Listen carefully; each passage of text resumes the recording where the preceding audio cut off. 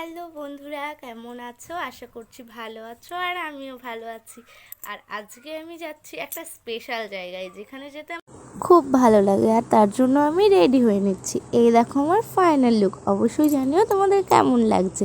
আর গিয়েই দেখছি অতটাও ভিড় নেই বিয়েবাড়িতে, তাই একটু গিয়ে রিলস বানিয়ে নিলাম। আর দেখো মণ্ডপটা কি সুন্দর লাগছে, তাই না? গিয়ে দেখে এখনও কোণেই আসেনি, তাও আমরা তো খেতে এসেছি, তাই খাওয়ার টেবিলে চলেও গেছি। আর দেখো আশেপাশে অনেকেই আমাদের মতো বসে পড়েছে, যারা আর কি বিয়েবাড়িতে খাওয়ার জন্য যায়, যেমন আমি।